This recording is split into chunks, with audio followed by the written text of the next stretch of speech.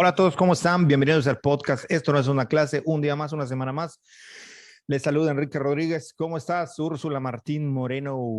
Hola, Enrique Javier Rodríguez Balam, para decir los nombres completos. Sí, sí, Muy sí. contenta, ese día está bonito ese día. Está bonito. Ayer estaba medio extraño en la tarde, pero ahora sí amaneció bonito el día. Sí, y yo me siento requete bien hoy. Mira, este es el Perfecto, qué sol. bueno, qué bueno, qué bueno. Todo el mundo va a decir que te sientes perfecta. Todos los... Acuérdate que este signo, Menos en, para exacto. los que no nos ven, este signo que hacemos de OK con la mano. Los jugadores de Call of Duty en algún momento reclamaron y lograron que se quitara este movimiento en el muñeco que manipula al soldado que está en batalla, porque el símbolo de OK también era símbolo, decían ellos, de supremacismo blanco. Entonces eliminaron este gesto del videojuego. En algún podcast, cuando estaba yo grabando la choroteca, lo mencionamos, que por cierto, en algunas plataformas, no voy a decir, no quemarme, en algunas plataformas este clip tuvo mucho éxito. Pero bueno, sí, un día muy bonito, te sientes perfecta. Yo no sé si me siento perfecto, pero bueno, ahí vamos, ahí vamos. Si tú recuerdas, seguramente lo recuerdas, pero bueno, la gente que nos está oyendo y escuchando, sabrán que nosotros tenemos un podcast y los que hayan llegado, se hayan agregado nuevamente, muchas gracias por escucharnos. Eh, si no han revisado el podcast, hay un podcast donde nosotros hablamos de la venta de casas y la especulación inmobiliaria en Yucatán. Después, con el tiempo, me empecé a dar cuenta que esta era una cosa que estaba surgiendo en muchos otros lugares del país. No logro saber, porque no tenemos los datos, si es mayor o menor que en Yucatán, pero Yucatán desde hace mucho tiempo se viene hablando del problema inmobiliario desde varios sectores. Uno es, como mencionamos en el podcast, el crecimiento de la mancha urbana desorganizada, no hay un esquema para construir, cómo se apropian de las tierras, ya brincamos la ciudad y pasamos afuera del periférico, municipios aledaños, es decir, cuestiones muy locales de la península, pero sobre todo de Mérida, que nos ayuden a entender cómo está este entorno y que seguramente repasaremos el día de hoy en el tema que nos toca platicar o el que elegimos platicar, bueno, nos toca, elegimos platicar en ese sentido de esta temática y que tiene que ver con el asunto ya no de las casas, ya no de las construcciones, sino que tiene que ver con el asunto de las tierras. Y esto es otro problema, otra problemática que bien es parecida al asunto de, pues, el inmobiliario que tiene que ver con las casas, pero que transcurre por otras vías, que tiene que ver con otros problemas, principalmente referido, como habíamos dicho, a las tierras. Úrsula se congeló, no sé si se va a ir. Ah, ya volviste. Sí, sí, lo que pasa es que le doy digamos, el preámbulo, no el preámbulo, la explicación. Yo estoy conectada con cable LAN, pero últimamente veo que está muy sensible, que cualquier mínimo movimiento se me desconecta. Entonces, quería Es hoy correcto. Entonces, creo que ya está como muy sensible, pero mi cable es enorme, larguísimo. Compré un cable como de 50 metros, entonces lo tengo que cortar y volverle a poner la pichita para que no esté así. Pero hoy fue el día que ya tengo la certeza que es el cable LAN el que ya me está Sí, fallando. pero estamos en Wi-Fi, ¿no? No, es con Ah, cable es LAN el que cable. grabo. Sí, Ah, o ok. sea, es el Trata de cable. no moverte porque luego te Sí, mueves. ni un movimiento ahora, sí, ni un No, sí, pero movimiento. no, que no tope. ¿No? Ni reírme mucho que me incline, que puedo mover Pues de ya, mi Enrique el cable. dictador diciendo cómo se va a Pero, mover la pero, gente. Pero bueno, ese pero me no fui es el... mucho tiempo, me fui mucho tiempo. No, unos minutos. Ya no sabía yo cómo dirigir la idea. Pero bueno, Ya hablando, volvimos. pero tú me estabas escuchando, ¿no? Un poco por dónde Sí, sí, ibas. te escuché, te escuché. Bueno, tiene que ver con las tierras. Y Ujú. nos referimos no solamente a un problema añejo que tiene que ver con la venta de tierras ejidales, sino que creo que es necesario explicar algunas particularidades. Ya quienes nos escuchan y nos ven podrán decir si esto ocurre también en otros estados. pero me parece que lo de Mérida y Yucatán es una salvajada. Y van a ver ustedes que constantemente vamos a referir a Mérida y Yucatán haciendo esta distinción. Enrique, Mérida sabemos que es la ciudad capital y Yucatán es el estado. Sí, no. Sí, no, porque tiene unas particularidades que hacen que no entenderlas genere confusiones que ya veremos más adelante. Muchos de los que venden terrenos se aprovechan, sobre todo de gente que desconoce estas particularidades. Por supuesto, no es un tema que conozcamos al dedillo, como muchos de los que tratamos, pero insistimos, tenemos una opinión y esta no es ni científica ni basada en ninguna investigación de ninguna índole, más allá de la que uno se entera o se informa o busca por ahí en ciertos datos. Y me parece que antes de entrar en todo el tema de cómo cambió, bueno, no cambió, se sumó a la venta de casas baratas, baratas en comparación al resto de la República y las rentas y todo esto. Ahora se suma a este negocio un boom, una explosión que tiene que ver con los llamados terrenos o lotes de inversión. Y esta me parece que se está convirtiendo en la nueva plaga y tengo la impresión que esto comenzó a dispararse de manera tan masiva en el 2020 con la pandemia. Pero para esto deberíamos nosotros decir algunas cosas muy generales. No son las definiciones, sabemos que en ciencias sociales y en política se generan 20,000 definiciones, pero digamos que en términos generales, el ejido es un tipo de demarcación de tierras que está en la legislación mexicana, que esto surge a partir de la Revolución Mexicana y que tiene que ver sobre todo con cuestiones de cómo darle un beneficio a la gente común, comunal, de ejercicio del uso del suelo, particularmente enfocado a la agricultura, aunque también se puede dar otros usos. Pero en términos generales esto es. Y también nos marca en sus definiciones tradicionales que es indivisible, infraccionable, invendible. Todo en lo que se ha construido hoy en día, gracias a que de acuerdo a algunas ciertas reformas que se le hicieron, se produce esto. Digamos que muy grandes rasgos. En el siglo XX, esto se ha ido modificando de diferentes formas. Y luego hay otra cosa que llama mucho la atención y le mando un gran saludo a Gisela si nos está escuchando. Ojalá que sí, si no le voy a decir, escucha el podcast. Pues que nos escuche ya. Me he ido informando porque ella sí que se ha dedicado a investigar pues cuestiones relativas al uso de la tierra, a los despojos, a estas cosas, sobre todo enfocados a las energías alternativas y a los grandes megaproyectos. Y que de charlas con ella recupero yo algunas cosas que me parece que son muy importantes y es el término, el hecho, por ejemplo, de cómo determinar o cómo la gente determina y me parece que es algo fundamental.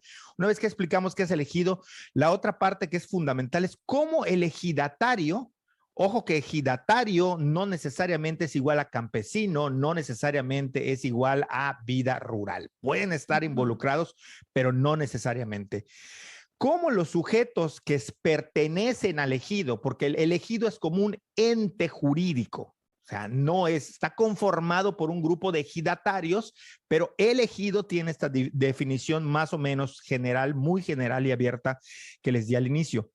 Pero aquí también entra la parte de cuál es el valor o cómo determina el valor de la tierra la gente. Y aquí es donde entran estas investigaciones antropológicas que me ha compartido Gisela y que tiene que ver con un montón de cosas. Por ejemplo, el determinar, el que una persona determine qué valor tiene la gente viene desde el simbólico, el ritual, el físico, el orográfico, profundidad de la tierra, de qué tipo son. En ese sentido, que tiene que ver con temperatura, si tiene más o menos piedra, cuánta es la profundidad que hay entre el suelo que nosotros pisamos y lo que se puede sembrar, que si bien la península tiene, digamos, una orografía casi idéntica, ya hemos mencionado también en otros podcasts que va cambiando la vegetación y va cambiando también el tipo de suelo y siendo unos más propicios para ciertos cultivos. Por ejemplo, algunos son solamente propicios para para parcelar y para hacer, se me va el nombre, y es tan, lo decimos, y la milpa. Milpa, Para hacer pero milpa, sin mecanizar, claro. sin mecanizar, y también hay un suelo que es más propicio para hortaliza, como es el caso de Oshkoshkavi, el cono sur, famoso cono sur de Yucatán, pero digamos que en términos generales existe el nombre científico litosol, que es uno de los más extendidos, sobre todo en el oriente del estado, leptosol y combisol, que todos estos nombres de sol, combisol, leptosol, litosol, tienen que ver, entre otras cosas, para definir cuánta es la diferencia de profundidad y humedad de la tierra en relación a la piedra, ¿no? Y en ese sentido, también se distinguen, digamos, dos tipos de tierras, es decir, la negra y la roja, por poner una amplia generalización. Es decir, la Boschlum y el Cancap famoso, ¿no? El que es el más codiciado, la tierra roja, porque se supone que es más, o la gente nos dice que es más propicia para los cultivos, o que ahí sea mejor, porque tiene mejores, no sé qué, vitaminas o no sé qué. Lo otro es determinar, perdón por esta intro tan larga, pero creo que es importante partir de ahí para que nosotros podamos entenderlo, es que cuáles son los actores políticos que están detrás de estas tierras que son en principio todas ejidales.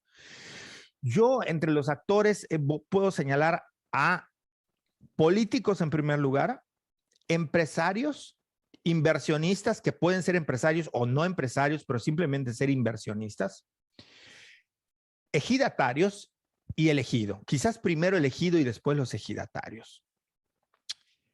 Y me parece que elegido también durante mucho tiempo sirvió como una forma de organización social en el interior de las localidades. Es decir, el grupo de ejidatarios. Y aquí voy ya a tratar de entrar en materia. Lo que nosotros tenemos es una cantidad de ofertas de compra de hectáreas de terrenos ejidales que se ofertan a particulares. El primer boom que yo recuerdo cercano a la urbanización de la ciudad capital en Mérida, hay otros, pero el que yo recuerdo es el de Cholul. Y esto se vendía como comercialmente como la Cuernavaca de Mérida, nada más lejano que pueda haber que Cholul. Quienes os estén escuchando desde fuera, sépanse que no existe nada parecido a ninguna Cuernavaca y a ningún estado y a ningún lugar bajo ningún parámetro, ni de clima, ni de gente, ni de formas, ni de usos y costumbres. No tiene nada que ver. Es una mentira o una publicidad engañosa. Todavía no sé cuál es la diferencia entre la mentira y la publicidad engañosa, pero que tiene que ver con eso. Cholul, ¿no? Empezó a crecer, pegado a la ciudad de Mérida, vive en Mérida. Total que empiezan a aumentar estas ofertas de terrenos y de venta y empieza la especulación, pero no solamente de quienes compran y de quienes ofertan, sino también de quienes venden. Es muy extenso el tema, meternos a ver por qué la gente vende sus terrenos y por qué no los vende, pero podemos decir que lo que existe detrás y los actores principales en este rollo son los ejidatarios. Yo lo he dicho desde hace tiempo de manera muy crítica, respetuosa, pero crítica, porque todos nos vamos con la idea de que solamente es el que llega y engaña. Y voy a hacer un paréntesis. Yo he comentado esta anécdota, a ti te la he comentado y se la he comentado a quien puedo, que yo conozco una persona que vive justo en una avenida, en una esquina, una avenida de las más importantes de Mérida, la 60 para ser más exactos, quienes no lo conozcan, bueno, pues es una avenida que atraviesa prácticamente la ciudad de sur a norte. Y esta persona cuenta que en algún momento los dueños de Oxxo, cuando Oxxo estaba llegando a Mérida, se acercaron a él y le ofrecieron comprarle la casa porque estaba en un lugar muy estratégico para ellos. Y esta persona decidió no vender la casa con el terreno. Decidió no venderlo. Dijo, no lo vendo, no lo vendo. Después analizaremos si nos acordamos del ejemplo, si fue acertada o no de acuerdo a lo que nosotros creemos. El ejemplo es que esta persona en el mercado, ¿cómo va a invertirse? Es decir, los grandes inversionistas, los que tienen el dinero, el capital económico y social y político para comprar estas extensiones de tierra, en este caso el del Oxxo,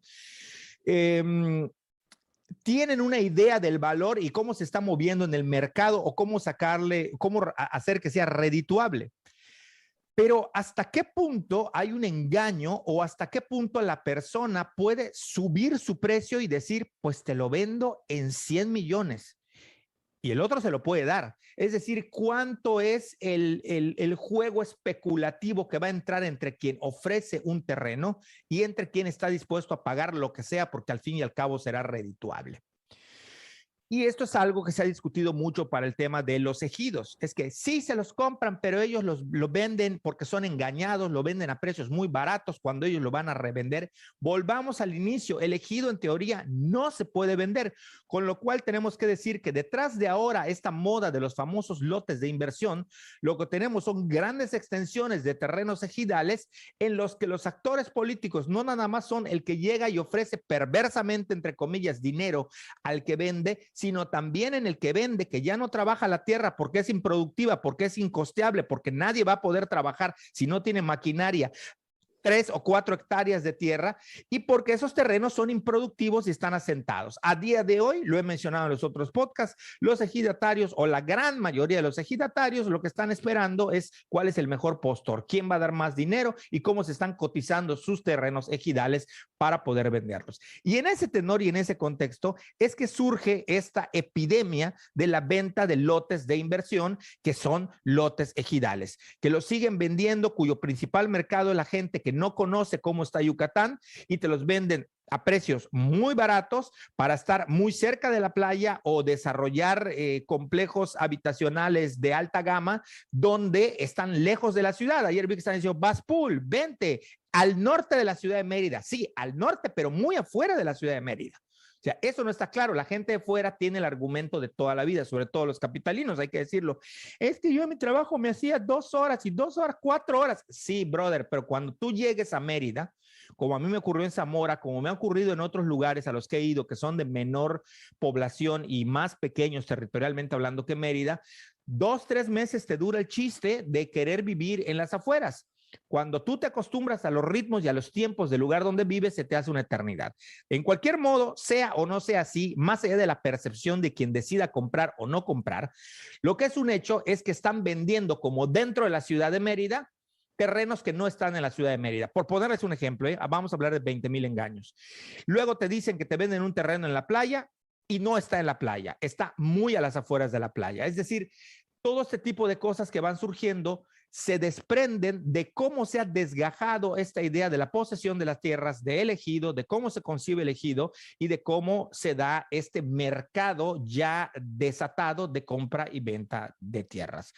Esto sería como la gran intro inicial. No sé qué tengas tú por ahí anotado, pero me parece que yo por ahí le entraría definiendo. Siempre me gusta traer como pequeñas definiciones y luego ejemplos, ¿no? Pero bueno, no sé cómo lo veas. Ok, sí. No, ahorita estaba buscando unas cosas de elegido, por eso me distraje un poco en el celular.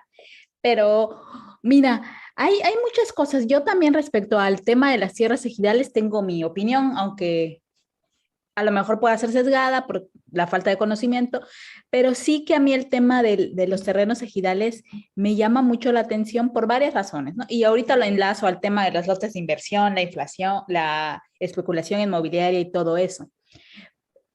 El tema del... Hay que decir que Yucatán es uno de los estados con mucho terreno ejidal, ¿no? A diferencia de otros estados, Oaxaca también, Chiapas también. Digamos que los estados del sur del país son estados con mucha tierra ejidal, porque además el reparto ejidal llegó muy tarde a la península de Yucatán. Fue de los lugares donde más tarde llegó. El reparto agrario que se hace con Cárdenas, la entrega de dotación de tierras a muchos mexicanos que no estaban dotados de tierra, que venían de la revolución, que venían de esta época de los grandes hacendados y llenos de tierras, que eso responde muchísimo sobre todo al norte del país. Empieza, y en el norte del país sabemos que se gestó la Revolución Mexicana. El sur muy lentamente se incorpora y se incorpora por Guerrero y eso. Prácticamente Yucatán, Campeche y Quintana Roo no tienen presencia en la Revolución Mexicana, como no tienen presencia en un montón de cosas, porque era una zona aislada del país. O sea, no había tanta comunicación. Entonces se empieza a dotar de tierra en la zona norte del país, pegadas a las cuencas de agua, a las presas, se entregan tierras que sabíamos que eran completamente improductivas. Es una dinámica muy diferente el tema ejidal en la parte norte del país que en la parte sur. En el sur se entregan extensiones enormes de tierra, enormes, o sea, es impresionante la cantidad de tierras que tiene el ejido y en este sentido los ejidatarios. Y es tan grande que desde más o menos 1990, 1980 y tantos, 90, ya se ve que hay mucha tierra ociosa, mucha tierra de manos muertas. Y quizás esto pueda sonar mal para quienes son campesinistas o para quienes entienden de manera romántica la tierra y la propiedad y esto, pero ese es un hecho, ¿no? Y que tú, sin necesidad de, o sea, con la pura percepción, y quizá la percepción es subjetiva, pero tú ibas y preguntabas por las tierras ejidales y la gente ni sabía dónde estaban sus tierras ejidales. Dos, hay que hacer una gran división, porque existen las tierras de uso común, las tierras que se Es supone que correcto. son para sembrar, para trabajarlas, para hacer algo, y la parte urbana del ejido. Es Así es. decir, las tierras que habita el ejido y que no necesariamente son del ejidatario, sino son para el pueblo. Lo que hace el ejidatario es dotar de lotes al pueblo para que puedan vivir. Así O es. sea, si yo soy hija de ejidatario, yo no tengo tierra, pero el ejido autoriza que a mí me den un lote en la parte urbana del pueblo y entonces ese lote ya es mío. Aquí hay una cosa. Lo que se puede volver propiedad privada del ejido es la parte urbana. Empecemos por eso. Y aquí viene un tema interesante, porque ¿cómo el ejido decide volver otras zonas urbanas para poder empezar el proceso de parcelamiento? Porque para que un ejido pueda volver propiedad privada de tierras, en primer lugar, tiene que estar en zona urbana. En segundo lugar, tiene que estar el aparcelamiento. En tercer lugar, tiene que estar el plano unificado en el Registro Agrario Nacional. En cuarto lugar, es necesario que la Asamblea toda apruebe que se haga esto. Y en quinto lugar, pues todo el procedimiento ante el RAN, ¿no? O sea, todo eso está detrás de que un ejido pueda tener propiedad privada. Y lo que nosotros sabemos y lo que vemos es que hay un boom, que este boom para mí, como, digamos, como agente externa sin tierra en Yucatán, yo he visto que este boom tiene por lo menos 10 años, ¿no? Es Y poco. que, Es poco. sí, 10 años, quizás un poquito Históricamente es más, ¿no? poco. Ajá, sí, sí, es poco, es poco. Y que cuando tú como persona que conoce Yucatán, te das cuenta, yo me he dado cuenta de bastantes cosas, ¿no? La primera es que, en primer lugar, y me parece que con lo que empezó el tema de hablar del despojo de tierras, fue con el tema de los fraccionamientos en Mérida. Esto fue como, digamos, si tenemos que dividir por etapas esta historia reciente del tema de las tierras y la especulación en Yucatán, creo que la primera etapa es esta etapa de compra de grandes extensiones de tierra para fraccionamientos, ya sea de interés social o sea para gente de clase media, media alta o para gente de clase alta, digamos, de una vez, ¿no? O sea, fue esto, el acaparamiento de tierras para su posterior fraccionamiento y construcción de vivienda de todo tipo, ¿no? Así como aquí Cauquel, sabemos Cauquel y Ucú vendió un montón de sus tierras ejidales para Ciudad Cauquel y Ucú también para Ciudad Cauquel 2, lo sabemos, ¿no? Esta fue la primera etapa y en la que empezó la polémica, ¿no? Que tú veías apellidos como Dager, veías como apellidos así como los que conocemos, que es gente Bram. de clase alta, siendo ejidatarios del ejido de Cauquel, del ejido de Ucú, del ejido de Cizal, de diferentes ejidos, ¿no? Y tú te preguntabas cómo es posible que esa gente sea ejidatario si, pues si nunca han estado vinculados a la tierra, ¿no? O sea, no, ¿cómo lo explicas, no? Y después, si quieres, tú explicas por qué razón pasó esto, ¿no? Pero digamos que esta fue la primera etapa, me parece, del tema de la tierra en Yucatán.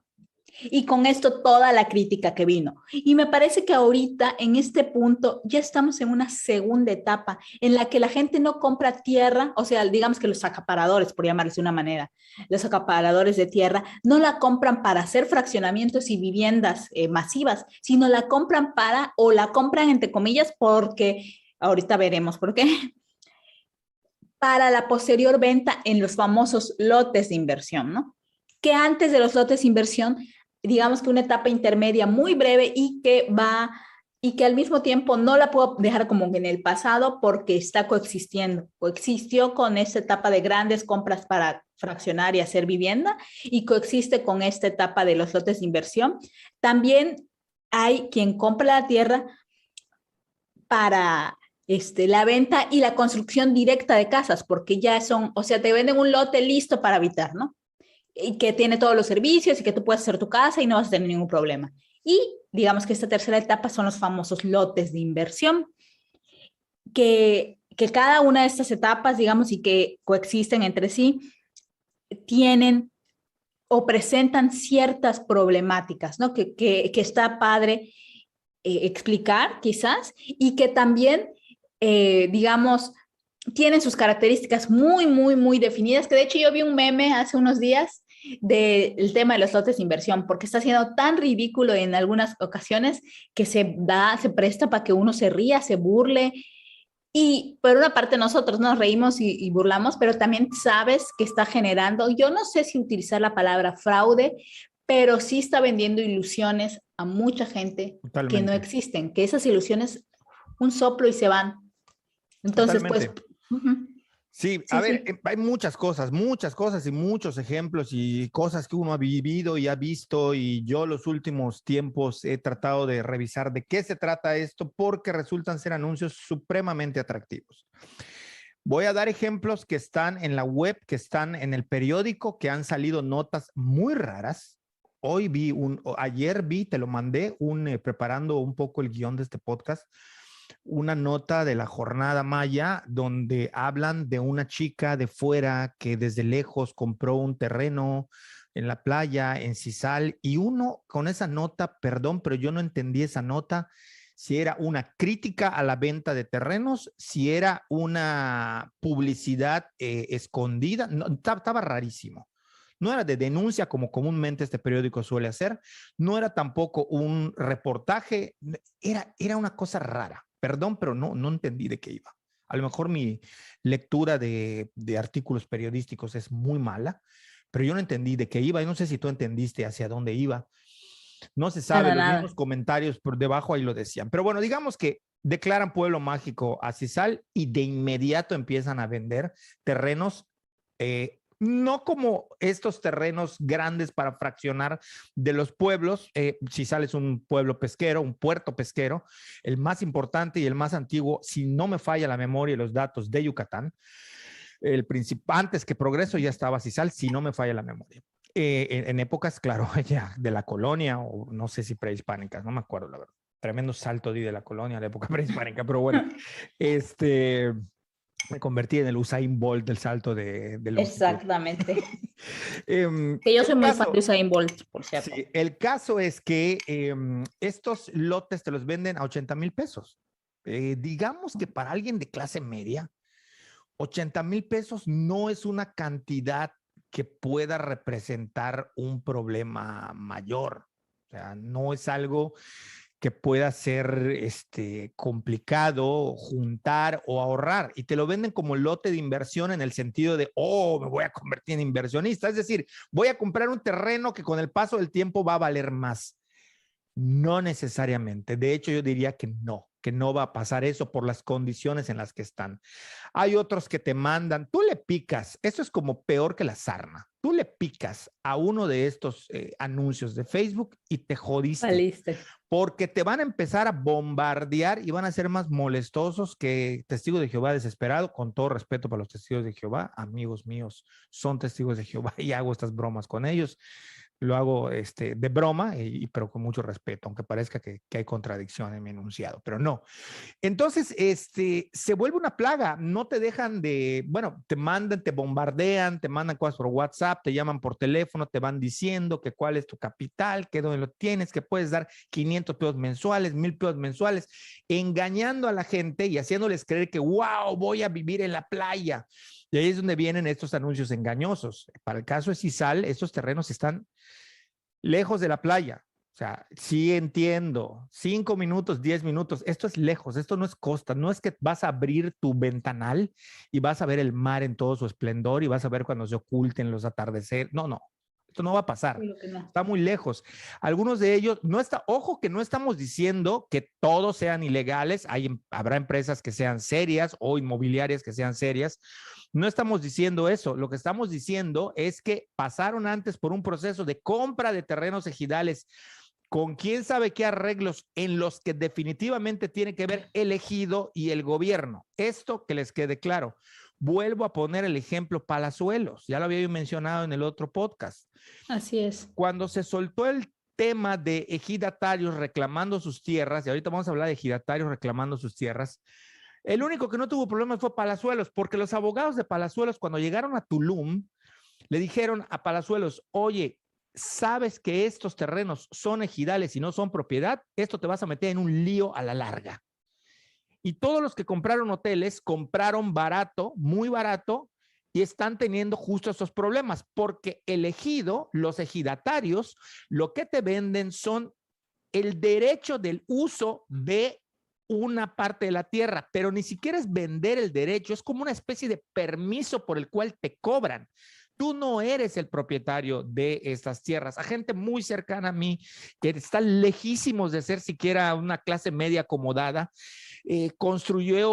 tenía la idea de irse a vivir una vida tranquila y a un pueblo y le privaron de, cuando ya había construido, llegó el ejido y le dijo, devuélvemelo, porque entonces ahí empiezan las preguntas, ¿quién es el malo? ¿Quién es el perverso? ¿Quién está jugando a vender, vender, vender y revender estas tierras?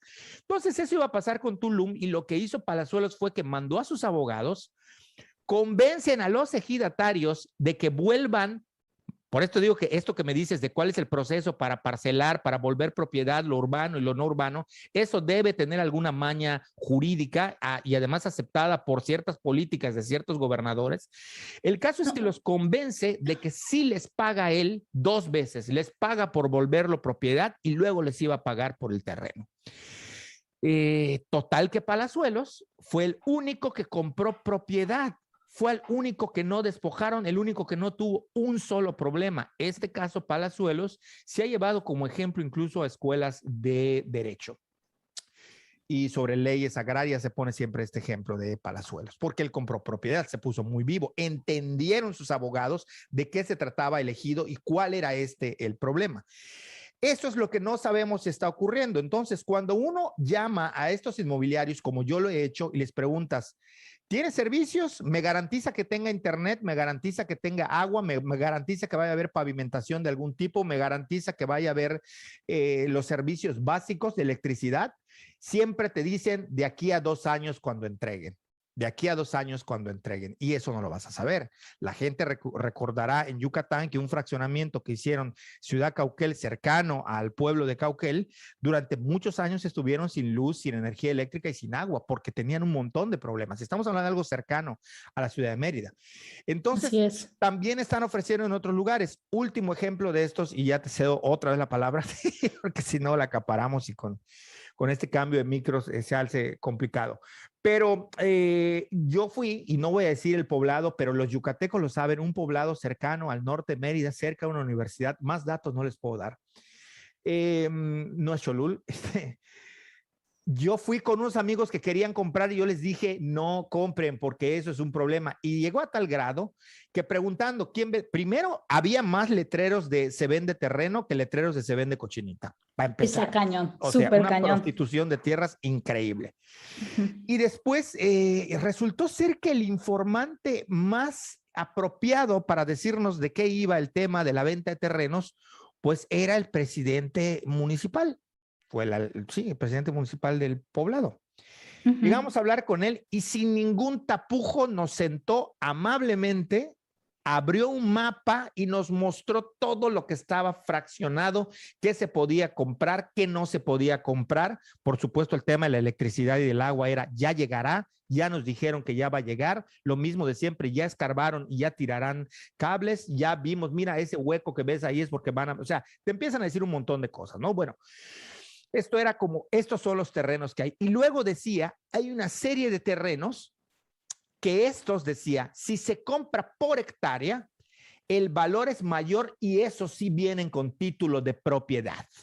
Es decir, lo que nos está diciendo es, si tú eres un constructor y un inversionista inmobiliario de estos de apellidos rimbombantes que vienen a comprar hectáreas y hectáreas, ahí sí podemos darte un precio mayor, pero porque te estamos volviendo propiedad. Entonces, cuando uno le pregunta, bueno, pero ese ejidal, pero luego se puede volver propiedad, sí, no te preocupes, luego lo volvemos propiedad. Engaño. Engaño, engaño. Esto no se va a volver propiedad. O sea, quien diga ya hice esto, mejor abrace a su abogado de confianza, llévelo y que lea y que analice bien la situación. El tema, volvemos a lo mismo, es que hay una fiebre de los lotes de inversión. O sea, no te dicen compra un terreno, no, no, no. Compra un terreno con un lugar que va a tener gimnasio, que va a tener bar, que va a tener restaurantes en la selva baja caducifolia del estado de Yucatán, perdidos ahí junto a los monos araña, y ya después te arreglas conmigo. O sea, ya después tú y yo nos arreglamos. Pero ahí van a estar los terrenos, ahí se van a ver, y esa es una realidad. O sea, ¿por qué la gente compra o le quita tierras, para ponerlo en términos más de justiciero social, a la gente? Porque la gente en principio lo quiere vender, porque su expectativa de vida y el Estado-nación no les ha provisto de mayores elementos, armas para poder salir adelante económicamente, y si a alguien tú le ofreces 2, 3, 4, 5 millones, te va a vender lo que quieras. Te lo va a vender, no lo que quieras, pero por lo menos en tierras te va a vender lo que quieras. Entonces, toda esta complejidad está detrás de estos famosos lotes de inversión.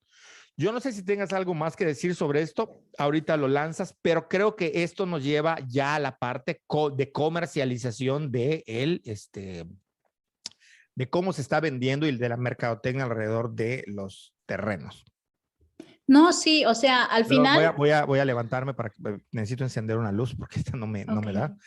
Mientras que yo estoy requete. Sí, para los que no nos, no, tú sigue hablando, Ajá. para que no los dejemos ahí en espera.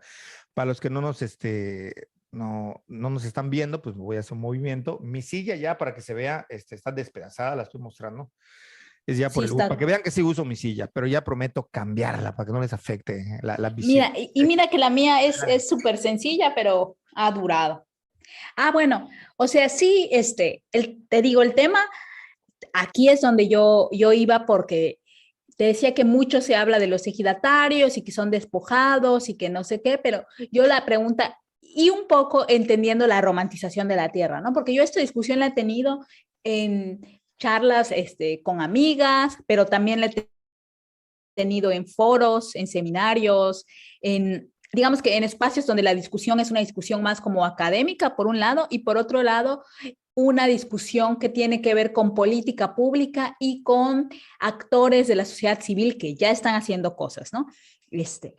Y cuando se habla del tema, un poco es que dicen cómo es posible que les despojen de las tierras, y siempre desde una perspectiva del yo, una perspectiva personal, individual y muy sesgada, ¿no? Porque dicen, es que yo en la ciudad me moriría por tener esas tierras, ¿no? Y todo el mundo dice eso, ¿no? Es que si yo tuviera esas tierras, jamás las vendería, ¿no?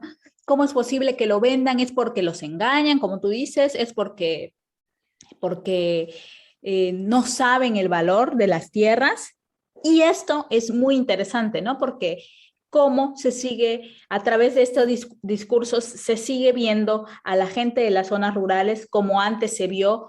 Al final, la gente de las zonas rurales es otro, configuramos a un otro, ¿no? Y se ve como alguien que no tiene la capacidad de entender el valor simbólico, económico, productivo de la tierra, mientras que yo de ciudad sí lo puedo entender, y si yo lo tuviera, sí lo valoraría. O sea, esto a mí me parece muy interesante en toda la discusión, ¿no?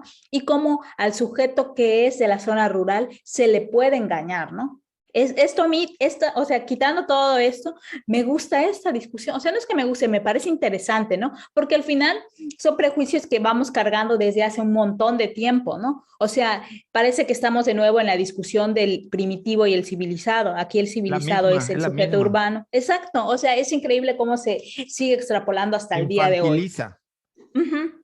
Exacto. Y por otro lado, yo lo que siempre pongo sobre la mesa es justo eso, es que es muy tonto pensar, y yo sí digo tonto, ¿no? O sea, a mí me vale. Total, yo ni tengo ni una cola en el mundo académico y en la sociedad civil, pues si me sacan, que me saquen, ni modos.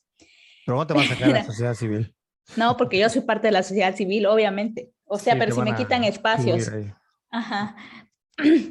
Pero lo que yo digo es que me parece muy tonto que por un lado hablamos siempre de la globalización, hablamos siempre de los medios masivos de comunicación, a lo que estamos nosotros siempre, cómo somos bombardeados de info, pero al mismo tiempo pensamos que esto no llega, ¿no? O sea, que la gente de las zonas rurales no tiene por qué estar enterada, ni saber, ni compartir expectativas de vida, porque lo que pasa es que todos tenemos expectativas de vida y nuestra expectativa de vida y cómo entendemos el bienestar, el desarrollo, la riqueza es similar, ¿no? O sea, la gente quiere tener carros, la gente quiere tener un estilo de vida en la que tenga televisiones, o sea, todo lo que ya hemos hablado, ¿no? Y si a mí unas tierras que, como dije, no son productivas, que ni siquiera sé dónde rayos están mis terrenos, como pasaba en Bolonchén de Rejón, que les llegaron a comprar sus terrenos ejidales y ni sabían dónde estaban, tuvieron que irse a meter a la montaña a ver dónde rayos estaban y hacer de nuevo el plano y todo eso. Y si a mí por mi parte, Ejidal, me ofrecen 2 millones de pesos, por supuesto que lo voy a Y algo vender. que no trabajas y que no obtienes beneficios, o sea, Exacto. O sea, ¿a mí de qué me sirve la posibilidad de que yo pueda hacer algo con esas tierras si en este momento no lo estoy haciendo, ¿no? O sea, eso hay que dejarlo muy claro. Y no tiene nada que ver con ser tontos, ni tiene nada que ver no con no solo saber eso, el Úrsula, valor. no solo eso, sino que vuelvo a la misma pregunta y de verdad que no lo estoy relativizando. Quienes me conocen saben que odio relativizar. Simplemente es una contraparte que existe y que la vemos.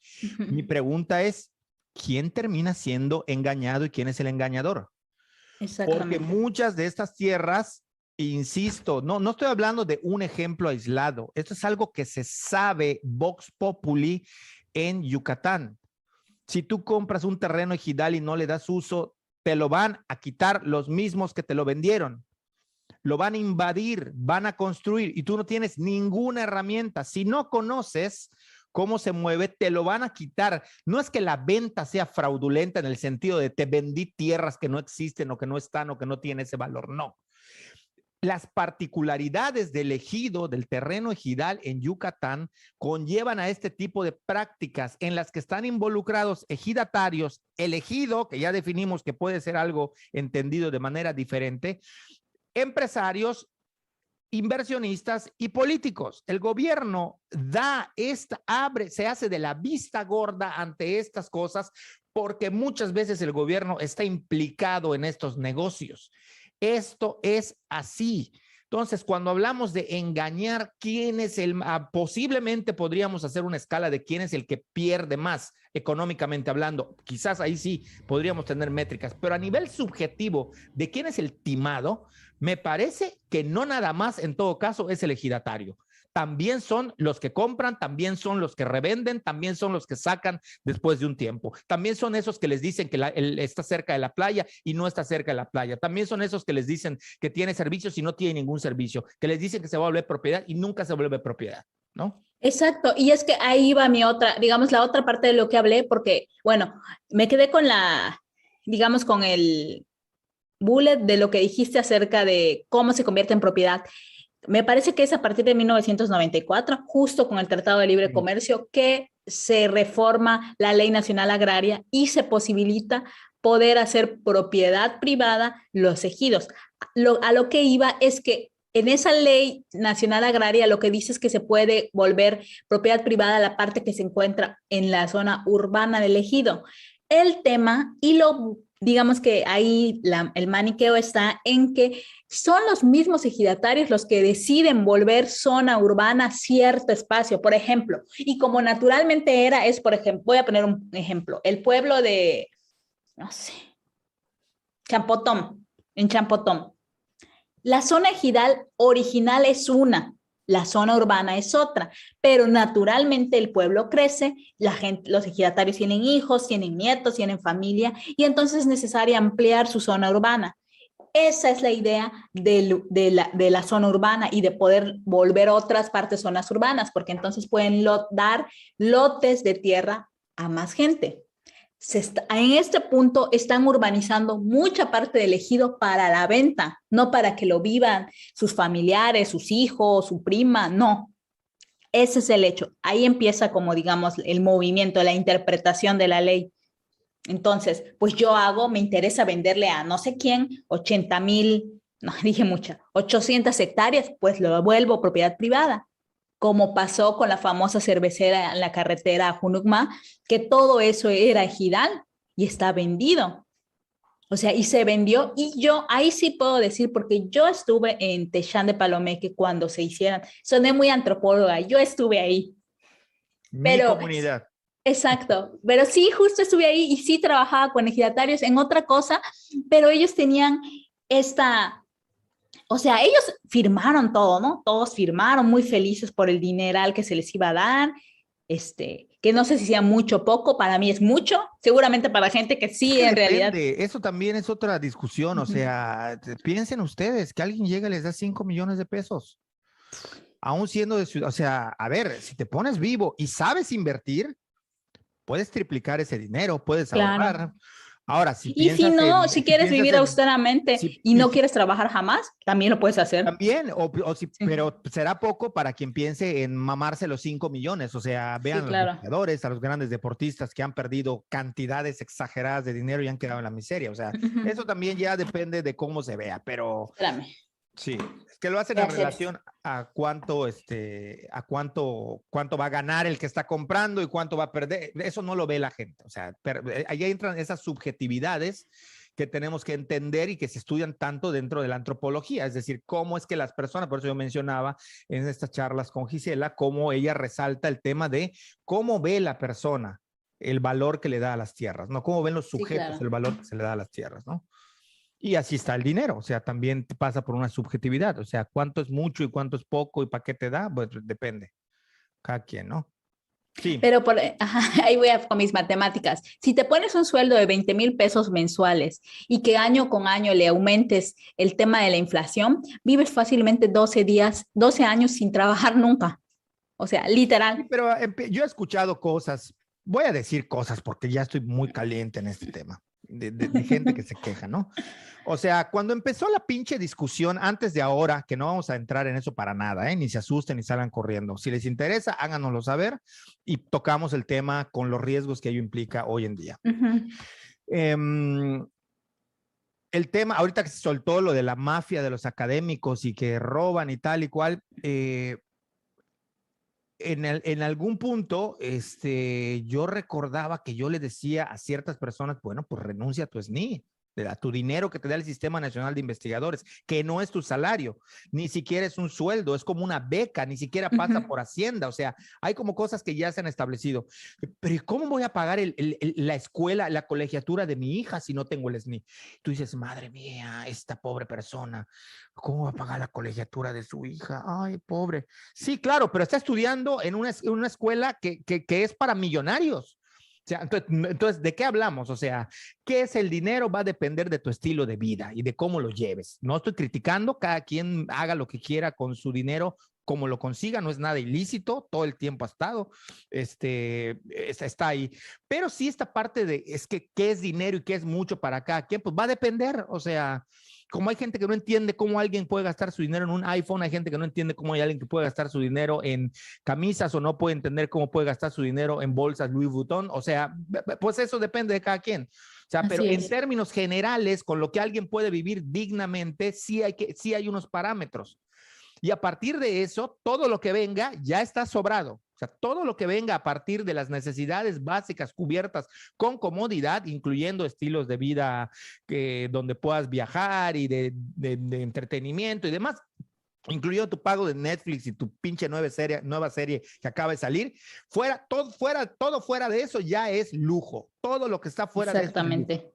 ¿No? Entonces, nada más lo menciono porque sí me calienta el tema cuando la gente empieza a relativizar de, oh, es que si no, a mí no me, pues es que a mí no me alcanza, pues no tienes por qué tener un Lamborghini, Exactamente. no tienes por qué tener un Lamborghini, nada dice que tengas, porque no, ni porque tengas dinero tienes que tenerlo, eso ya son subjetividades de Exactamente. cada quien. Dije Lamborghini, no conozco a nadie que tenga un Lamborghini, pero Lamborghini. bueno, puede ser un Lamborghini, sí, pero puede ser un Ferrari, pero puede ser también un Audi, pero puede ser también un Ford, pero pues eso depende de cada quien, o sea, ¿no? Sí, de Úrsula. Sí, sí, no, no, no, no, pues yo la única persona que conozco y no la conozco es Karol G. En su ocasión es el maquinón que tiene un Lamborghini, Lamborghini. que cuando le sume la puerta, Sabes que me sé esa canción de memoria. Sí, Solo sí, en sí, pero también está la última de la sesión de Bizarrap de una desviada horrible. Gente, tómenlo como un break mental. Exacto. La última de Bizarrap de, ay, ¿cómo se Nicky llama? Jam. Nicky Jam, donde Ujú. dice, ¿no? En una parte que quieres ir en el Bugatti, ya te gustó estar en mi Bugatti, le dice a la chica, ¿no? Entonces, ya Ajá. está pensado en el Bugatti. Que, por Exacto. ejemplo, el Nicky Jam ha dicho, hablado de estas subjetividades, cuando alguien en una entrevista le pregunta que por qué no tiene un Bugatti, ya que está de moda entre los del género urbano, y él dice, no, porque yo preferí comprar un edificio en Nueva York que cuesta lo mismo que un Bugatti. El Bugatti se devalúa y esto es una entrada de dinero fija que le va a quedar de herencia a mis hijas y que ellas no van a tener por qué preocuparse.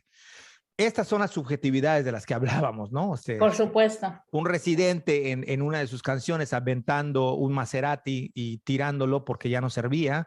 En fin, cosas que son ya de eso de ponerse a hablar de si da o no da, si alcanza o no alcanza, si es poco o no poco, esas ya son otras, ¿no? Pero sí es un hecho que es mucho dinero. Sí, claro, o sea, de que es mucho, ¿no? Entonces, pues eso, ¿no? O sea, cuando se habla. Y por otro lado, también te decía que, o sea, de los apuntes que tengo de lo que estás diciendo en este momento, que la otra cosa es como el análisis del discurso de la venta de los lotes de inversión, ¿no? Brutal. Y uno es, desde el nombre, te está diciendo que es un lote de inversión. Y creo que, o sea, así como hay mucha publicidad engañosa, y sí, yo comparto también que en muchos casos es un tipo de fraude, también creo que uno no es cuidadoso cuando lee algo, porque si uno lee que es un lote de inversión, tendríamos que enterarnos de qué es una inversión, porque tenemos la idea de que inversión es algo que siempre nos da. Y es algo que a mí me parece que hasta en finanzas, todos los que son los coach financieros Cuidado que pues la Internet gente que se odia a los dedica, coaches. Hay un ajá, sector de Internet que odia a los coaches. bueno, a los coaches financieros y la gente que sabe de finanzas, financieros, no sé cómo se llamen, que dan consejos en Sí, Internet, sí, sí. siempre hablan de la Asesores inversión financieros. y necesariamente, y casi que lo ven como algo siempre positivo, ¿no? O sea, invierte tu dinero, invierte, invierte, invierte, ¿no? Por un lado. Pero no nos dicen que la inversión tiene un riesgo. Por muy mínimo que sea, hay un riesgo. Toda inversión Y es un ese, riesgo. y ese riesgo es que lo mínimo que puede pasar es que no ganes ni pierdas, pero el no ganar y no perder durante años es perder, Es porque perder. tu dinero se devalúa con la inflación año con Totalmente. año. No es Entonces, inversión. lo mínimo que tiene que hacer una inversión es lograr crecer a la par de la inflación. Si la Así es. inflación es 6% anual, al menos lo que tú dices debe crecer un 6% anual, porque si es lo mismo que el año pasado, perdiste. Perdiste. Por un lado, o sea, eso hay que tenerlo claro. Y además está el que no solo eso, sino que tu dinero baje más que la inflación por alguna razón, ¿no? O perderlo por completo. Eso es un hecho. Y con un lote de inversión, desde el nombre ya debemos decir, ok, aquí es algo que no necesariamente va a ser redituable al 100%. Y después, a mí me parece que eso es parte de los trucos. Cuando te dicen, en 2 o 3 años después de la preventa ya va a tener servicios, ya va a tener no sé qué. Allá está el riesgo. Porque eso lo pueden decir, pero tú no sabes si al municipio en cuestión le va a interesar urbanizar esa zona.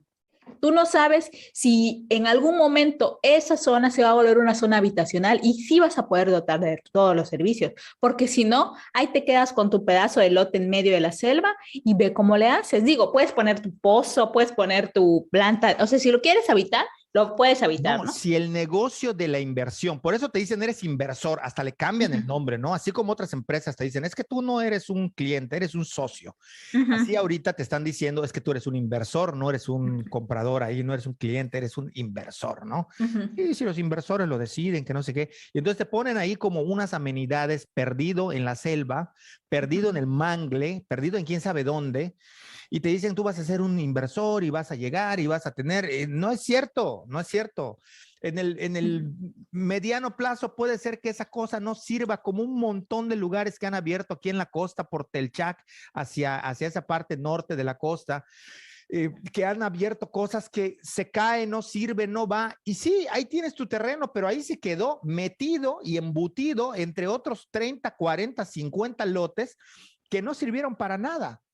Entonces, yo creo que eso es bien importante. Esto que tú mencionabas de la inversión, ya lo habíamos mencionado en los otros podcasts. Si bien los bienes Sí. inmuebles o las bienes raíces son los que menos, entre comillas, riesgo representan para invertir, no están exentos de que también se pierda. ¿Por qué es de inversión, de riesgo le llaman, o la inversión es un riesgo?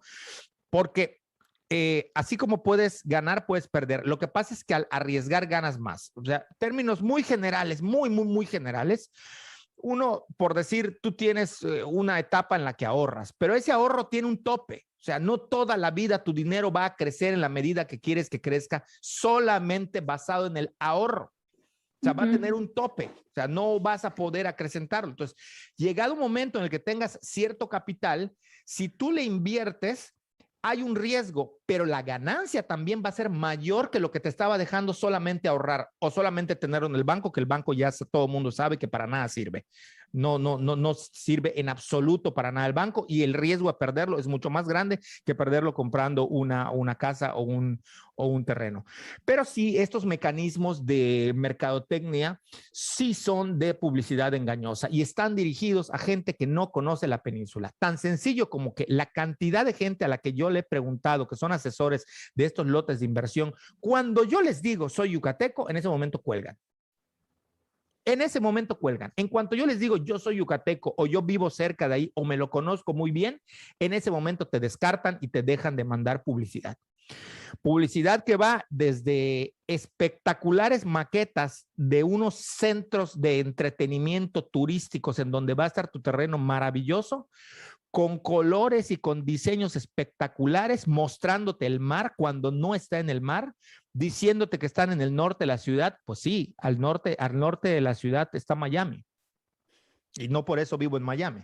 O sea, eso no te lo dicen. O sea, el norte de la ciudad, sí, pero estás en Chipchulú, pueblo. O sea, más allá de cuál, es que no me tardo en llegar. Eso no es el problema. Ese no es el problema. El problema es que te están vendiendo algo como dentro de la ciudad y hay que entender muy bien cómo está la orografía, la geografía, la división política, qué es Mérida, para que lo sepan. El estado de Yucatán es un estado prácticamente vacío. Se van o a la Riviera Maya o están en la ciudad de capital de Mérida. Es Mérida la que aglomera, es la ciudad que aglomera todos los servicios de mejor calidad, no solo de la península, sino del sureste. Si no, entonces ustedes pregúntense por qué es que hasta donde yo sé, igual estoy equivocadísimo, pero los únicos lugares donde se expiden visas para Estados Unidos son Monterrey, Ciudad de México y Mérida. O sea, ¿por qué no hay un lugar? No lo sé, pero Mérida es un lugar estratégico y esto es lo que se ha querido vender. Basados en cosas que sí son reales, pero que también las utilizan como una estrategia de marketing, está el de la ciudad más segura. Vente a vivir a la ciudad más segura. Sí, a un pueblo a 2 horas de acá.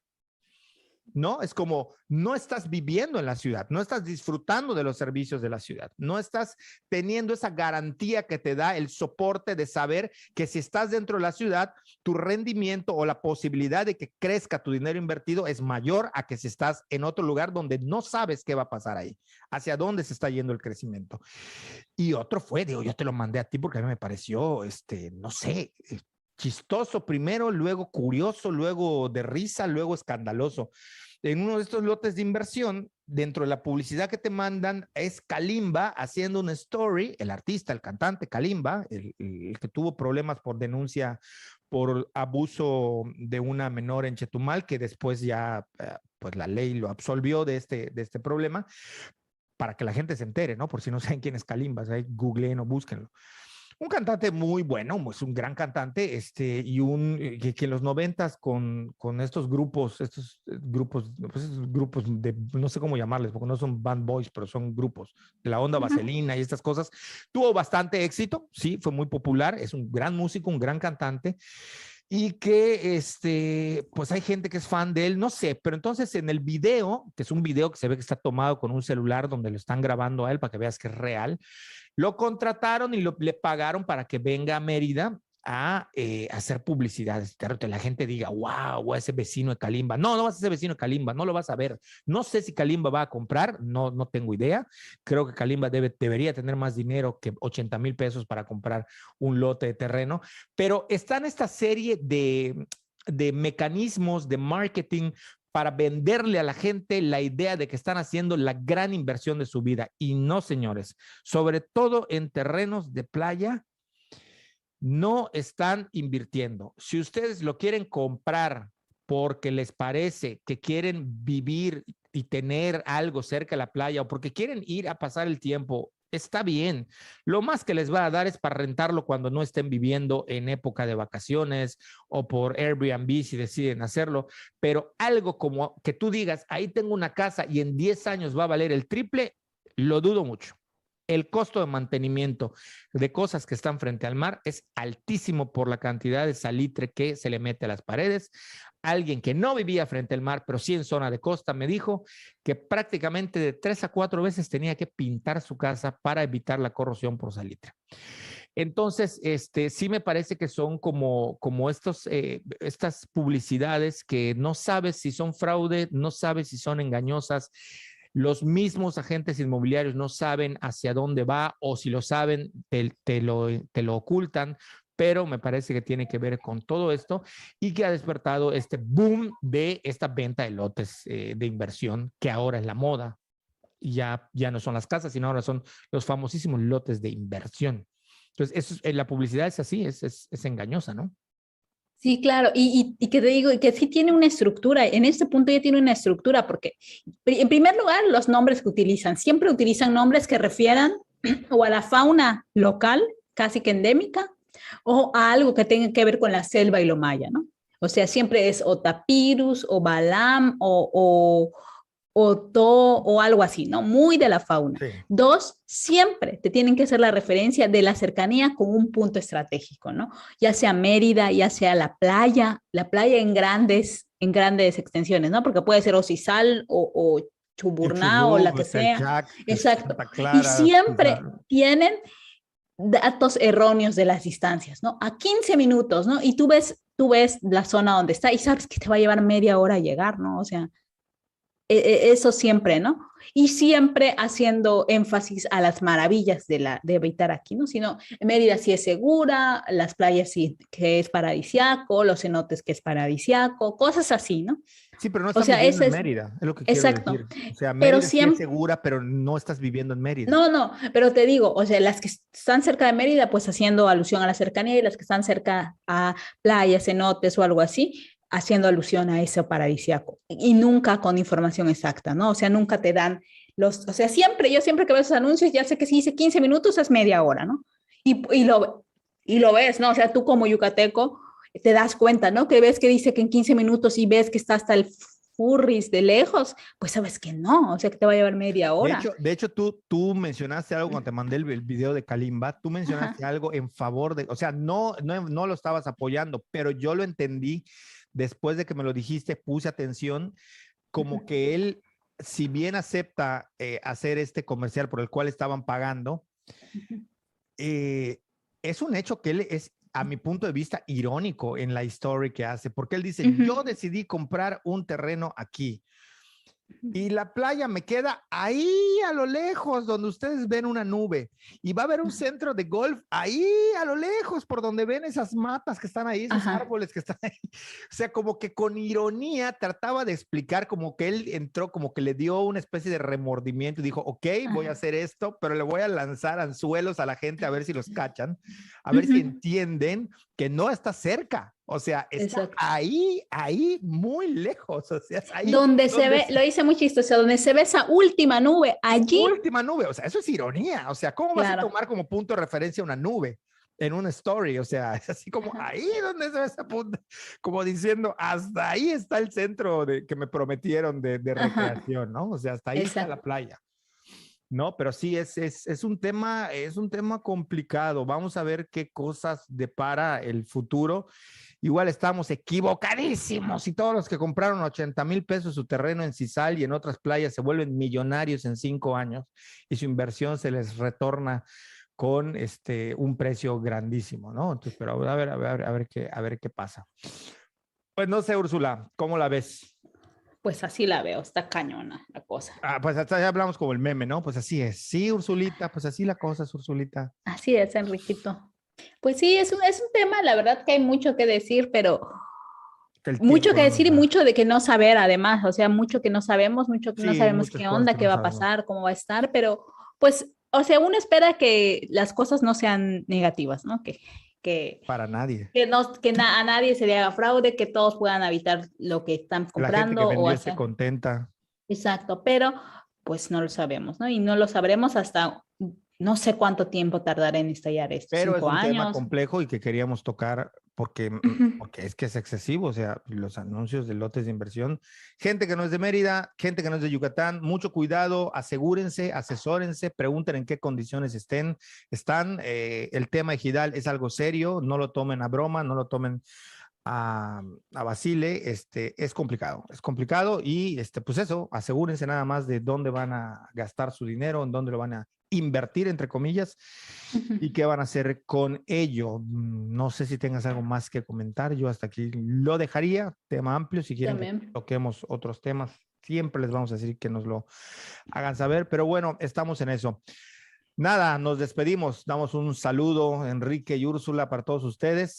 Por lo de siempre, si les gustó, pues ya saben, compártanlo, Compartan, rólanlo, descárguenlo en todas las plataformas. suscríbanse, Suscríbanse si están en YouTube. Si no, bueno, también se pueden suscribir o suscribir en descargar Spotify en también. Spotify y en Apple Podcast y en todos los demás. Bueno, pues nada, nos despedimos. Que tengan una gran semana. Un saludo, hasta luego. Chao.